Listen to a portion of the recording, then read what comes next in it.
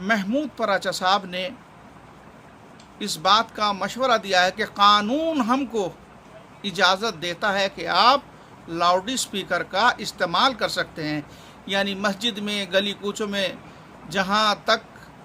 लोग नमाज पढ़ने वाले हैं वहाँ माइक का इस्तेमाल कर सकते हैं, ताकि वो घरों में बैठकर वो दुआएं और वो सूरे जो हैं वो दोहरा सकें। सलामुन अलैकुम नाज़रीन हज़रात, सभी को ईद उल फित्र की मुबारकबाद। खुदावंद आलम हमारे नमाज और रोज़ों को कबूल व मकबूल फरमाए, आमीन सुम्मा आमीन। नाज़रीन, जैसा कि आपके इल्म में है कि पूरी दुनिया कोरोना वायरस से परेशान है, जिसने बड़ी तबाही और बर्बादी मचा रखी है। इसी को देखते हुए जो उक़ला हैं उन्होंने ये फ़ैसला दिया है कि इज्तिमा से परहेज़ किया जाए, जब ही इस बीमारी से निजात मिल सकती है। अगर इज्तिमा हो तो ये बीमारी और ज़्यादा फैलेगी, लिहाजा सभी जितने भी उक़ला हैं, डॉक्टर्स हैं, उन्होंने यही मशवरा दिया है कि दूरी बना कर रखी जाए ताकि कोरोना से लड़ा जाए और कोरोना को हरा दिया जाए। तो इस चीज़ को मद्देनज़र रखते हुए वाक़ईन बड़ी तकलीफ़ हुई है, लेकिन बहरहाल अल्लाह ताला नियतों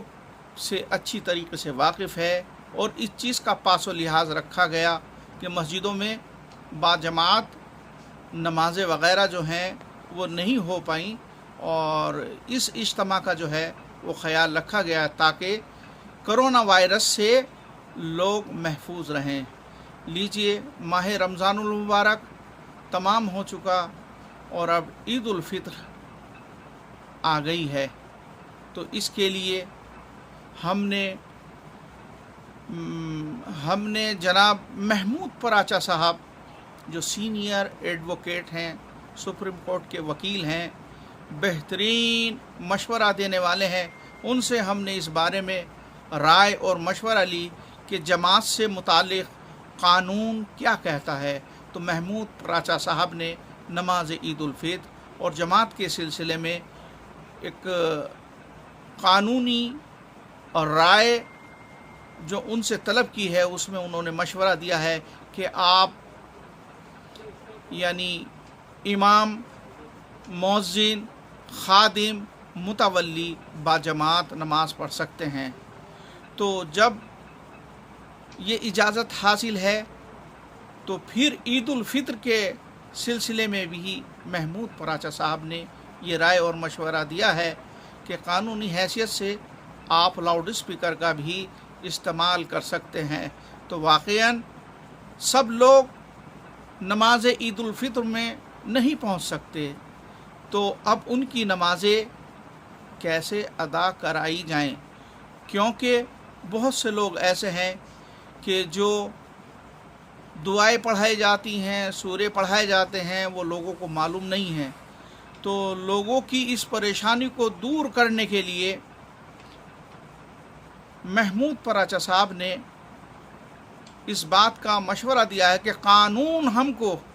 इजाज़त देता है कि आप लाउड स्पीकर का इस्तेमाल कर सकते हैं, यानी मस्जिद में, गली कूचों में जहाँ तक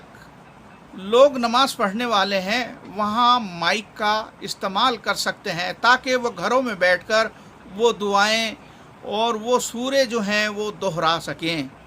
तो अब जब हमें ये कानूनी हैसियत हासिल हो गई है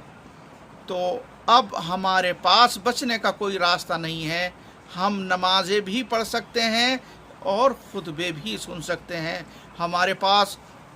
लोगों के बहुत ज़्यादा टेलीफोन आए कि नमाज ईद उल फित्र के बारे में बतलाइए कि किस तरीके से इस मसले का हल किया जाए। तो हमने अपना शरीफ फरीज़ा समझते हुए जनाब मौलाना कल्ब जवाद साहब आफ्ताब शरीयत इमाम जुमा वल जमात लखनऊ से जब राब्ता किया और दिगर उलमा से, तो ये मालूम हुआ کہ فرادہ کی نیت سے نماز پڑھی جا سکتی ہے، یعنی شرعی اور قانونی مسئلہ ہے، شرعی مسئلہ ہے کہ